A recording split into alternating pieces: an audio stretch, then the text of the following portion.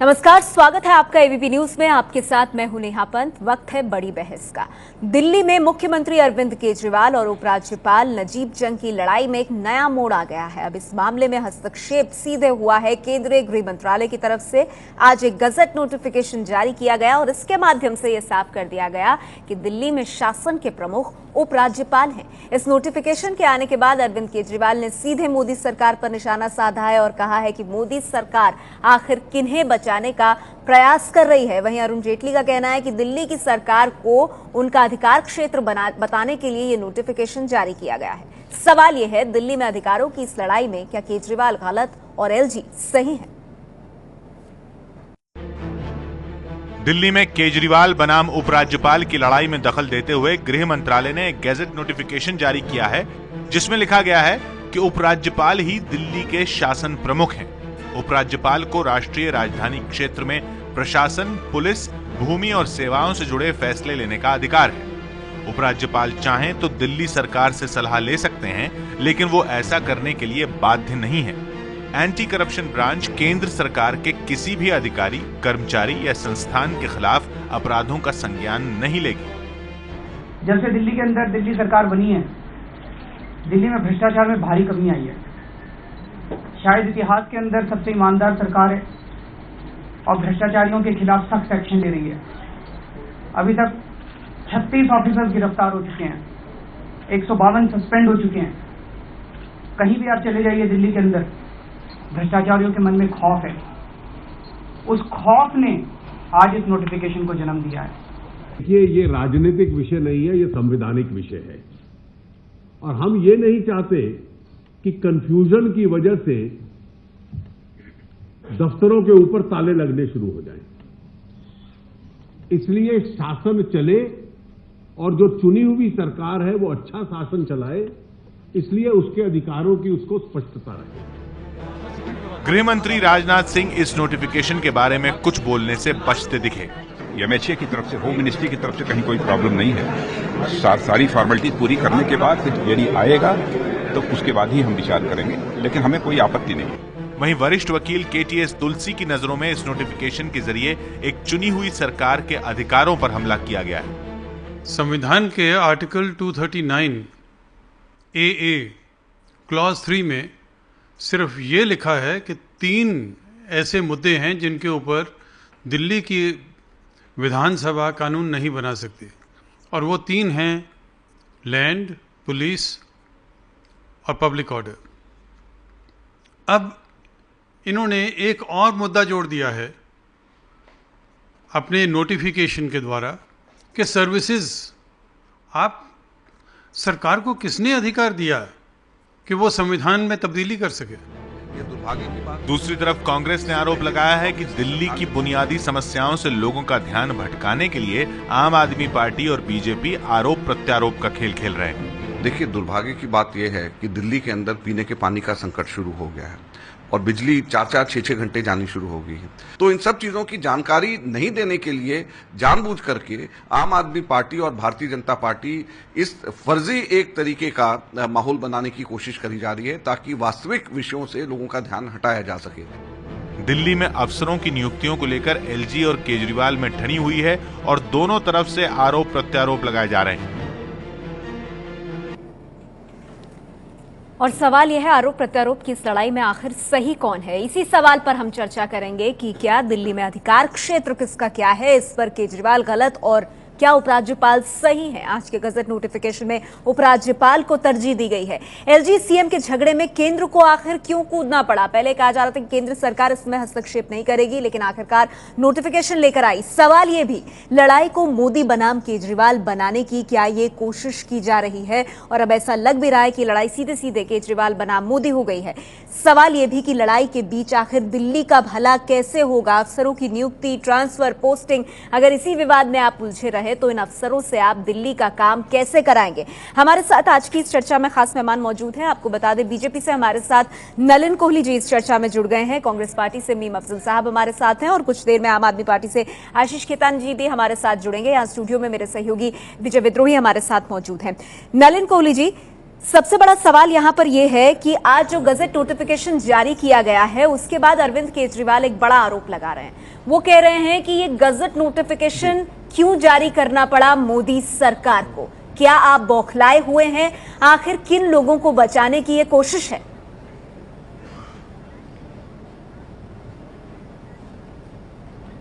सवाल और आरोप के सिवा केजरीवाल जी ने जिंदगी में कुछ अगर किया हो तो वो भी देश की जनता के सामने रखे तो अच्छा लगेगा। वो तो हमेशा ही आरोप लगाते हैं। एक तरफ कानून के से बोलते हैं बचाइए मुझे मानहानि से, और दूसरी तरफ एक महिला के खिलाफ एक अपनी मानहानि की बातें करेंगे जो चीफ सेक्रेटरी आज। तो केजरीवाल जी के आरोपों से कुछ नहीं होता, तथ्य हो तो सामने रखें। उन्होंने कहा दाल में काला है। केजरीवाल जी की नीयत को देखकर मुझे लग रहा है काले में दाल भी नहीं है। जो अधिकार उनके हैं नहीं, किन अफसरों की बात हो रही है जो ऑल इंडिया सर्विस के हैं, जो केजरीवाल जी के पास हजारों पोस्टिंग और ट्रांसफर वो रोज कर सकते हैं, जो डिपार्टमेंट्स डायरेक्टली उनके नीचे आते हैं, तो उनकी पोस्टिंग और उसमें जितना वो समय लगाना चाहे लगाए। कुछ गिने चुने आईएएस अधिकारी जो यूटी में होते हैं, उसका मतलब पहले समझ लीजिए, यूनियन टेरिटरी मतलब टेरिटरी ऑफ द यूनियन, केंद्र शासित प्रदेश। केंद्र शासित प्रदेश में एडमिनिस्ट्रेटर के पास पावर्स है।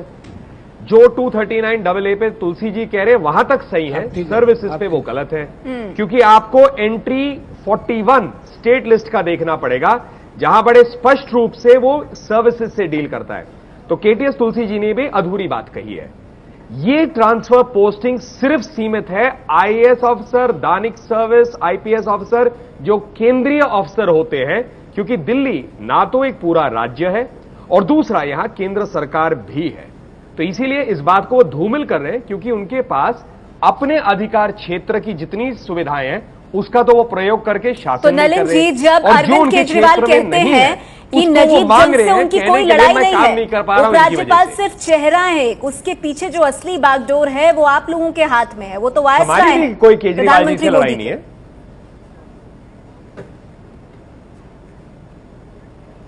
ये सब देखिए ऐसा है, जुमले जैसे बात करना और सीरियसली काम ना करना। हमारी भी कोई व्यक्तिगत लड़ाई थोड़ी ना है केजरीवाल जी से। ठीक है, एक सवाल है यहाँ पर विजय का। जी विजय, सीटें मिल गई हैं।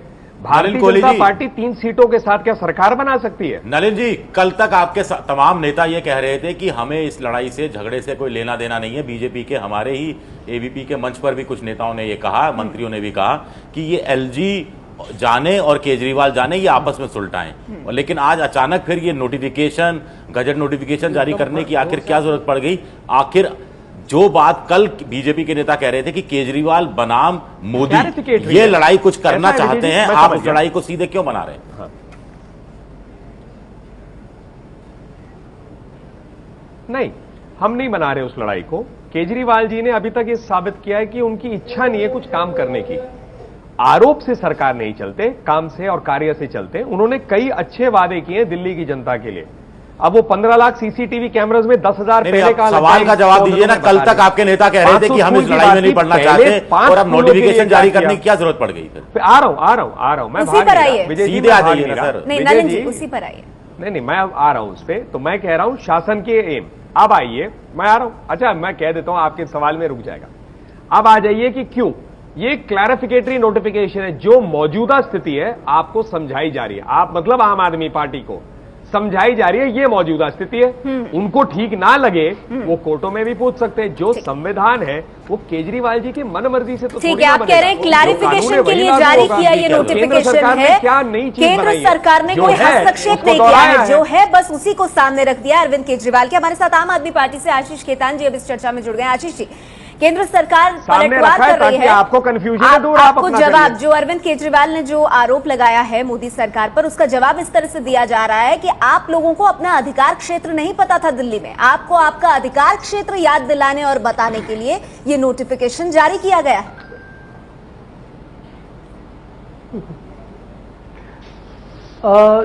किसका अधिकार क्षेत्र क्या होगा, ये संविधान में बिल्कुल साफ लिखा हुआ है और संविधान बिल्कुल साफ है इस मामले में।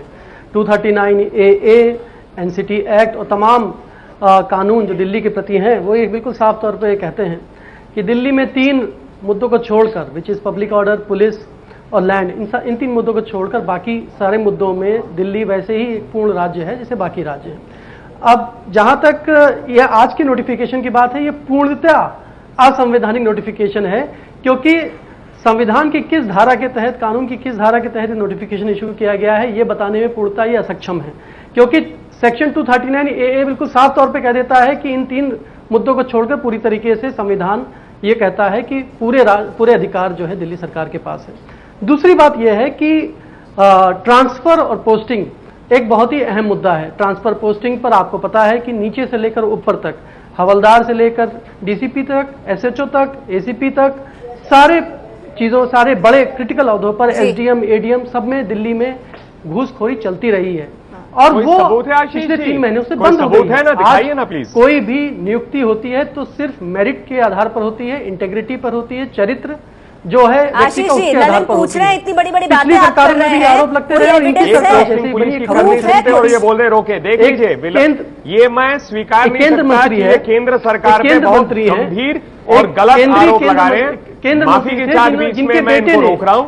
आप मुझे एक उदाहरण दिखाइए सबूत के साथ, नहीं तो मैं आपसे कह रहा हूं आप लोगों के सिवा झूठ बोलने के सिवा कुछ है ही नहीं। नलिन जी, आपका कोई रजिस्टर किया है, उसका जवाब दीजिए। मुझे आप उदाहरण दिखाइए सबूत के साथ।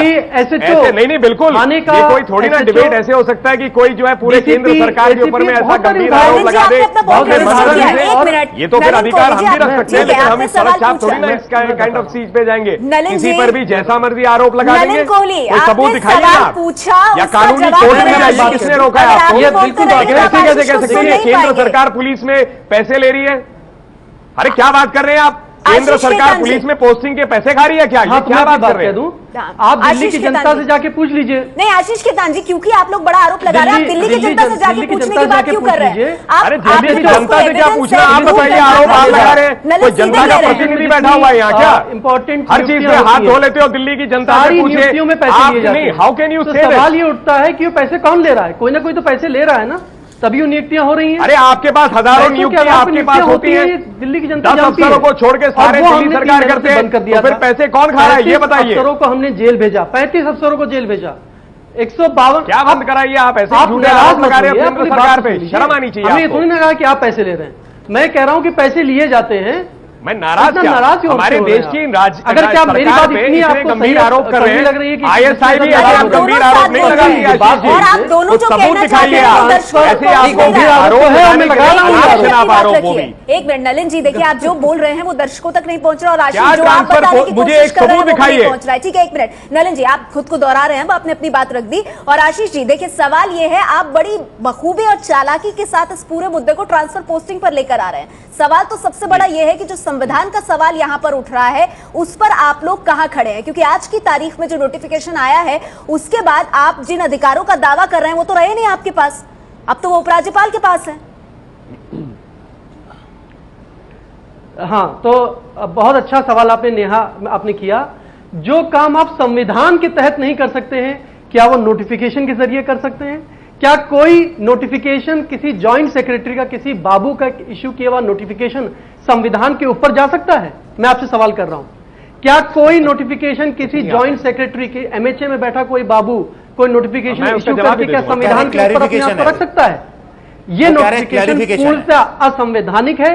दिल्ली के ऊपर दिल्ली के क्या अधिकार होने चाहिए, कैबिनेट के क्या अधिकार होने चाहिए, मुख्यमंत्री के अधिकार होने चाहिए, वो सारा संविधान में लिखा हुआ है। मैं सवाल पूछना चाहता हूं कि संविधान की किस धारा के तहत नोटिफिकेशन इशू किया गया है?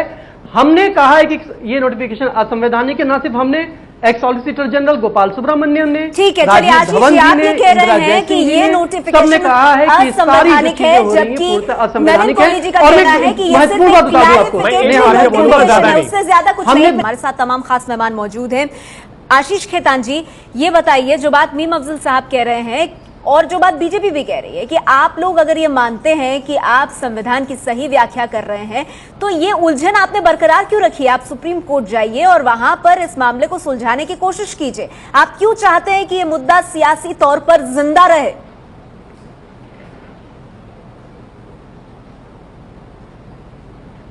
तो हमने 3 लीगल एक्सपर्ट से, कॉन्स्टिट्यूशनल एक्सपर्ट से, संविधान के ज्ञाताओं से हमने ओपिनियन ली है, जिसमें ex solicitor general Gopal Subramaniam की ओपिनियन है 282 पेजेस की, वो पब्लिक डोमेन में भी है, आपके ऑफिस में भी भेजी गई है। उसके बाद उन्होंने 2 लीगल ओपिनियन और दी हैं। वो सारी लीगल ओपिनियन हमने प्रेसिडेंट के पास भेजी हैं और प्रेसिडेंशियल रेफरेंस की और उस पर चर्चा की बात करी है, क्योंकि पहले हम प्रेसिडेंट के पास जाएंगे। जो 239 AA सेक्शन है वो साफ तौर पे कहता है कि the council of ministers and the chief minister will be appointed by the president and will continue at the pleasure of the president. So we are here at the pleasure of the president. राष्ट्रपति के pleasure पर ये सरकार है, राष्ट्रपति के pleasure पर हमारी नियुक्ति हुई, तो पहले हम राष्ट्रपति के पास जाएंगे और राष्ट्रपति ने उस मामले का संज्ञान लिया, उनके पास वो सारी चीजें हैं, तो हम राष्ट्रपति के पास गए हैं, पहली बात। और हमारी कानून की व्याख्या बिल्कुल सही है, ये तमाम कानून के जानकारों ने हमें बताया है। दूसरी बात, मैं कहता हूं कि आज एक नोटिफिकेशन में एक और चीज है, उसमें हमारी एंटी करप्शन ब्यूरो, जिसने 3 महीने में 35 अफसरों को पकड़ा है, रंगे हाथ घूस लेते हुए जेल में भेजा है, 152 को सस्पेंड किया है। हाँ। पिछले 15 सालों में दिल्ली में इतने अफसर नहीं गए जो हमने 3 ठीक है आशीष जी, वो बात अरविंद केजरीवाल भी कह चुके हैं, ठीक है, वो आप लोग पब्लिक डोमेन में रख चुके हैं। मुझे ये बताइए बस आशीष जी कि आप लोग सुप्रीम कोर्ट जाने के विकल्प को पूरी तरह खारिज नहीं कर रहे हैं। ये लोग आशीष जी, कार्रवाई हम नहीं कर सकते हैं, अगर क्या मतलब है, किसको बचा रहे हैं? स्थिति बहुत विवादित हो गई तो आप सुप्रीम कोर्ट जाने के विकल्प को भी खारिज नहीं कर रहे हैं।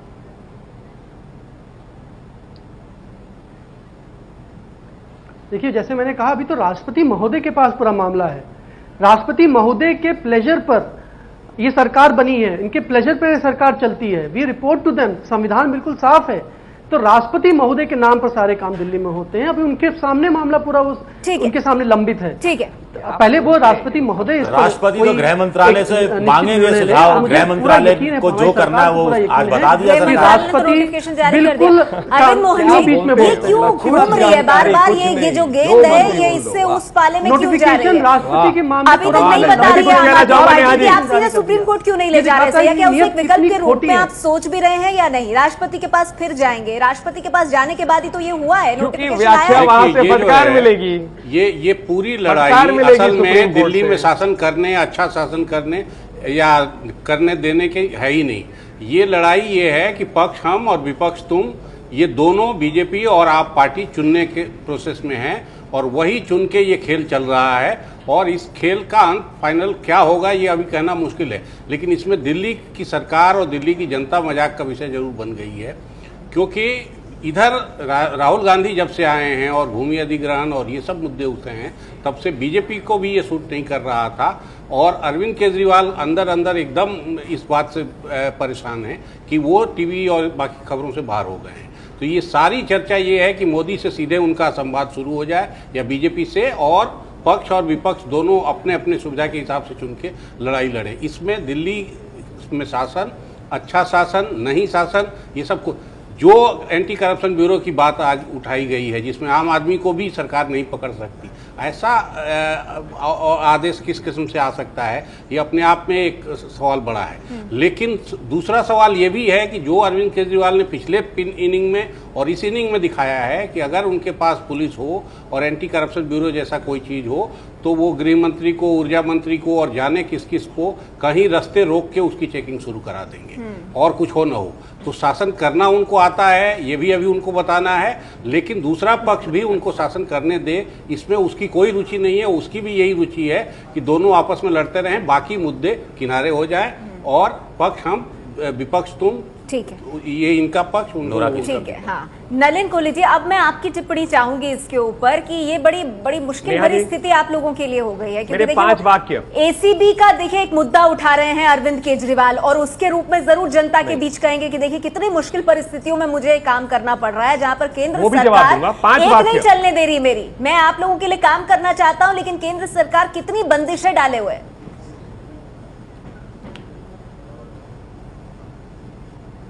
एक पहले 5 वाक्य मेरे, इस पे सारे विषय इसी पे कवर हो जाएंगे। आशीष जी कहते हैं हम संविधान को समझते हैं, तो उस संविधान को समझते हुए उन्होंने एक नोटिस वो निकाला था सर्कुलर कि मानहानि कर दीजिए जो हमारे को मीडिया हो या जो हो हमें बदनाम करे।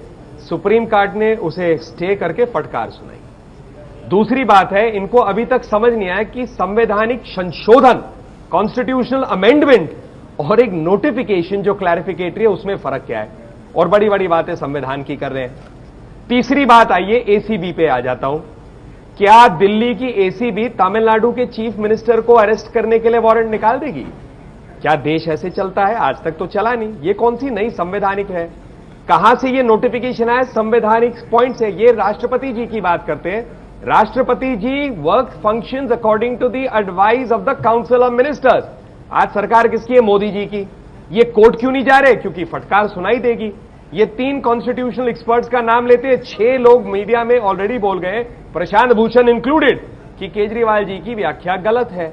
तो इसीलिए मुझे लगता है कि ये लेकिन एक बात में तो वो कामयाब हो गए ना नलिन कोहली जी। आपने फटे में काम क्यों उड़ाया? मोदी की लड़ाई बनाना चाहते थे नलिन कोहली साहब, और वो बनाने में वो कामयाब हो गए। दिल्ली में अधिकार क्षेत्र की इस लड़ाई में आखिर सही कौन है? तमाम खास मेहमान हमारे साथ मौजूद हैं। वक्त मेरे पास बहुत कम है, बहुत संक्षेप में आशीष खेतान जी, मैं आपसे जानना चाहूंगी, कुल मिलाकर के तो यही स्थिति है ना कि नुकसान दिल्ली का हो रहा है।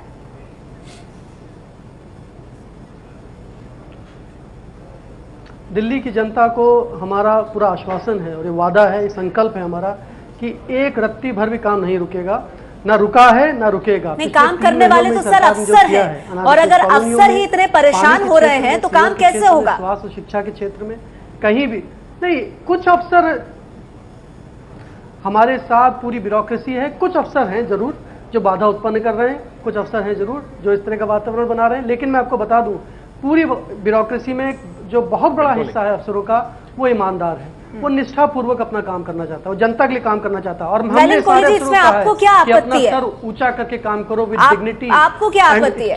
और सिर्फ जनता के लिए काम कह रहे हैं कि बस कुछ अधिकारी हैं जो परेशानी खड़ी कर रहे हैं। बिल्कुल नहीं है। एमएलए को प्लीज करना है या किसी मिनिस्टर को खुश करना है या किसी चीफ मिनिस्टर को खुश करना है। कह रहे हैं उन अधिकारियों पर राज गिरेगी जो मंत्रियों को। नहीं है आशीष जी, मैं जवाब दे दूं, समय कम है। आशीष जी सुन लीजिए, आशीष जी सुन लीजिए, समय कम है। मैं एक वाकई बोल रहा हूं, कोई परेशानी हम करना नहीं चाहते। आप कह रहे पर काट रहे, बिल्कुल नहीं, हमारी इच्छा भी नहीं है। जितने इनके पर हैं उतना जरूर फैलाए। जितने अफसर, केंद्रीय अफसर आईएएस आईपीएस छोड़कर सबके ट्रांसफर पोस्टिंग का अधिकार इन्हीं के पास है।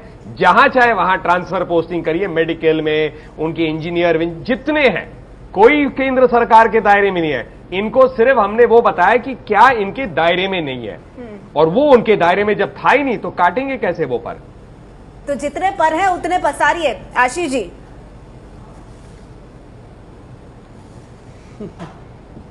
हाँ, ये हमसे ये कह रहे हैं कि देखिए ये जो काम नहीं कर सके ना, 3 महीने पहले चुनाव हार गए ये, तो जो ये बैलेट के जरिए नहीं कर पाए वो अब एलजी के दफ्तर के जरिए करना चाहते हैं। लेकिन हम इनको इनके मकसदों में जो है सफल नहीं होने देंगे। भ्रष्टाचार खत्म करके रहेंगे, ट्रांसफर पोस्टिंग की इंडस्ट्री को खत्म करके रहेंगे, चलिए ठीक है, घूसखोरी बंद करके रहेंगे, और बड़े बड़े वेस्टेड इंटरेस्ट को लूट रहे हैं जरूर करिए, और हम आपके साथ खड़े हैं। भ्रष्टाचार बंद करिए ना, कौन रोक रहा है? लोग जेल भी जाएंगे, लेकिन आरोप भी लोग जेल जाएंगे।